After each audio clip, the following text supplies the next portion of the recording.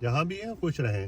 Just to mention a very important change, U S embassy جو ہے اس نے B1 B2 کے پروسیس میں ایک بہت ہی اہم تبدیلی کر دی ہے. I am sure you people got to know because یہ بہت امپورٹنٹ ہے, لیکن میں نے کہا میں بھی آپ کو بتاتا چلوں.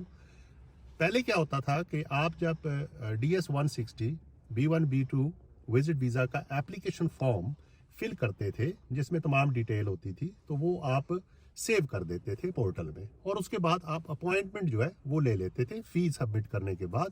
اور جب انٹرویو آپ کا قریب آتا تھا تو اس وقت آپ 72 آورز پہلے وہ فارم جو ہے اس کو فائنل کر کے آپ سبمٹ کر دیا کرتے تھے. تو دیٹ واز اے پروسیس.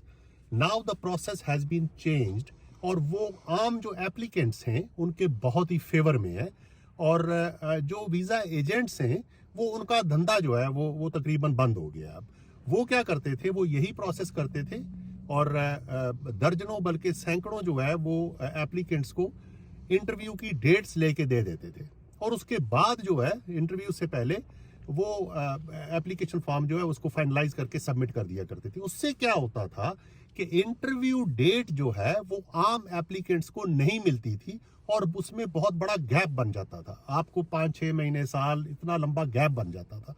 میں یہ نہیں کہہ رہا کہ اب آپ ایک ہفتے کے اندر آپ کو انٹرویو ڈیٹ مل جائے گی, لیکن دیٹ ول کٹ ڈاؤن, اس میں وہ بہت شارٹ ہو جائے گا.